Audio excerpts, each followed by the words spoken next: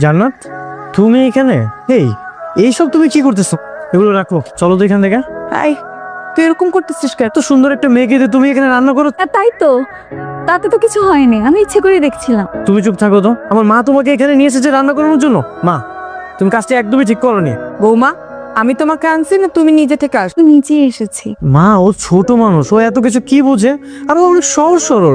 ও আসতে চাইছে, এই জন্য তুমি নিয়ে আসবে ওকে? তুমি আমার সামনে নাটক করতেছো না, চলো তো এখান থেকে। আমার মাথাটা খুব ঘুরছে। আমি কি বেশি খারাপ লাগছে? পানি আনবো মা? তোর কি হয়েছে? কি হয়েছে তোমার শাশুড়ির?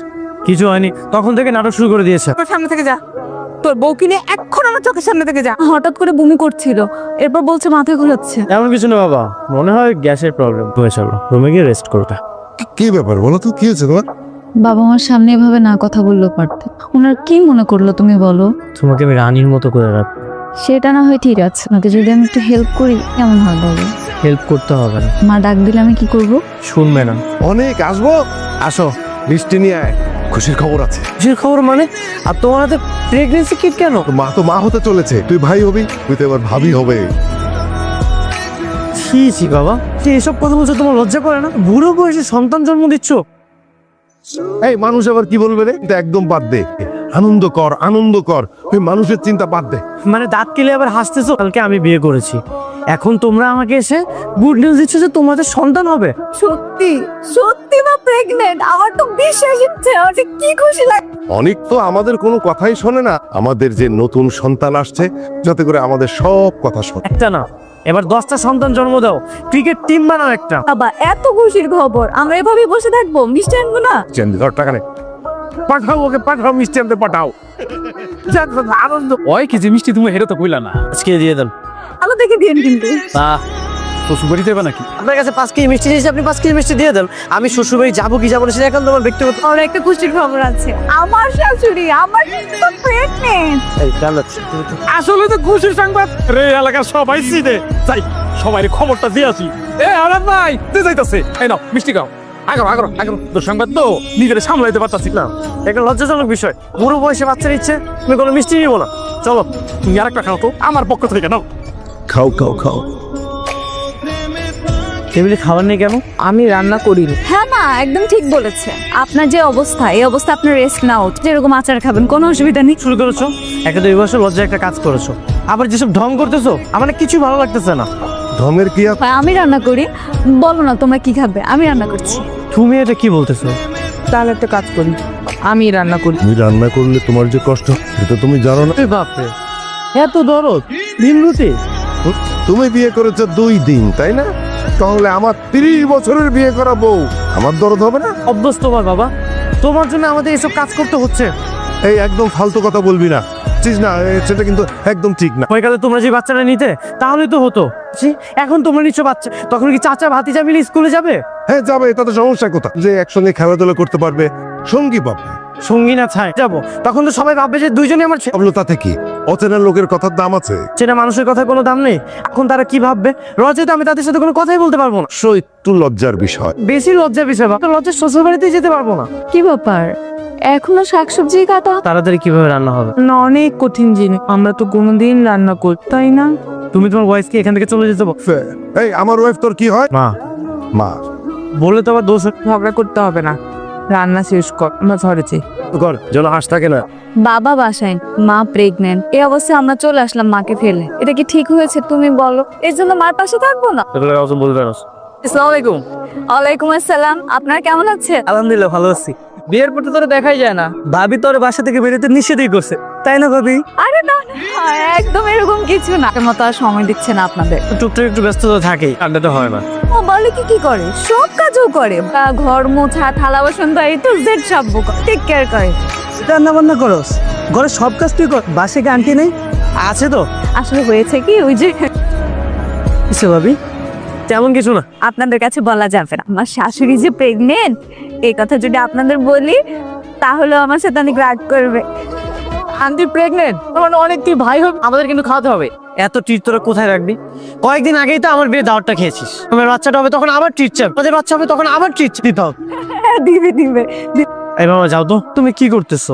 সব ছোট ছোট জামা কাপড় কার জন্য দেখতেছো? মার যে বাচ্চা হবে ওর জন্য নি। মানে মায়ের বাচ্চা হবে এই জন্য তুমি ছোট ছোট জামা কাপড় দেখতেছো? হ্যাঁ জান্নাত তুই সঙ্গে দেখি জামাই ভালো আছো জামাই?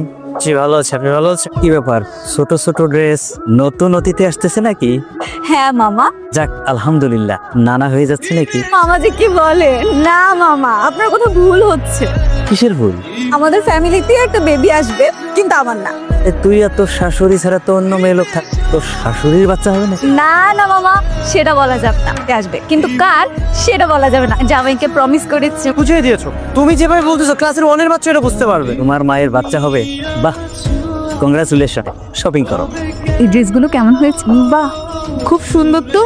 আমাদের ভাই হবে, আপনার ছেলে হবে, তার জন্য এখনো তো অনেক দেরি মা, এত আগে আনতে গেলে কেন? ওর একটা নাম রাখা দরকার না? জানি না ছেলে হবে না মেয়ে হবে। না, ছেলে মেয়ে উভয়ের নাম রেখে ফেলবো। অনেকের ভাই বা বোন হবে, যেহেতু মিলিয়ে রাখলে ভালো হয় না বউ? অনেকের ভাই হয়, তাহলে আমার কাছে একটা নাম আছে মা, আমরা রাখবো মানিক। অনেক মানিক, কেমন হয়? খুব ভালো হয়। আতিক হতে পারে। আতিক? আতিক নামটাও বেশ সুন্দর। জিজ্ঞেস করি ও কি নাম রাখতে চায়।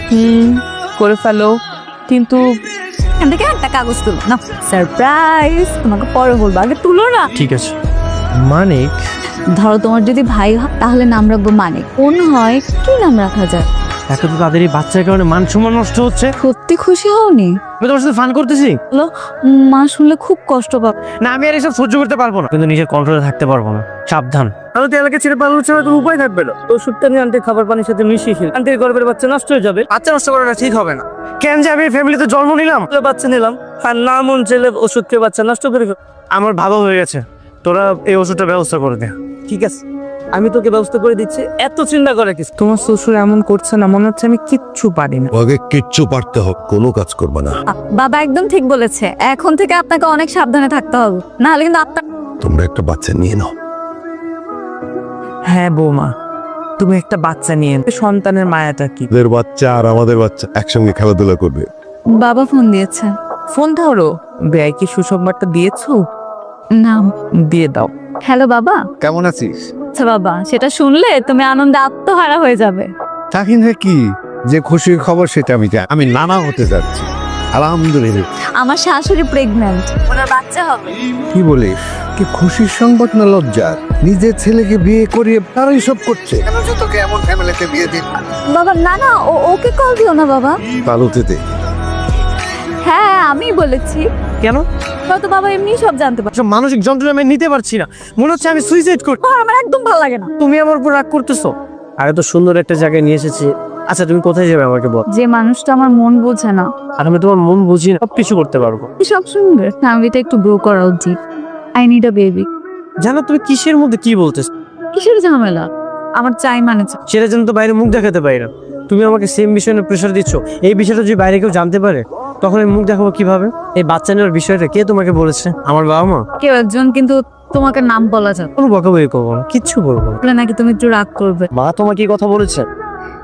হ্যাঁ, চাচা ভাতিজা একসাথে মিলে খেলাধুলো করবে, স্কুলে যাবে, ঘরটা আনন্দে ভরে উঠবে। বাবার সাথে আবার কি কথা বল? আজকে আমি বাসায় যাই, তারপর বোঝাব। জান্নাতকে বাচ্চা নেওয়ার কথাটা কে বলেছে? তোমরা নিজেরাই তো বাচ্চা নেওয়ার জন্য বসে আছো।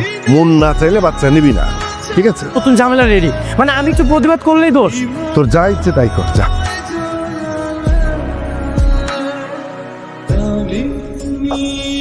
তুমি এখনো ঘুমাওনি? একটা স্বপ্ন দেখে জেগে উঠেছে, দেখলাম তোমার কোলে ফুরফুরে বাচ্চা। সুন্দর একটা ফুটফুটে বাচ্চা হবে, তোমাকে বাবা বলে ডাক। অনেক বৌমা, তুই তোর জন্য খোল বাবা।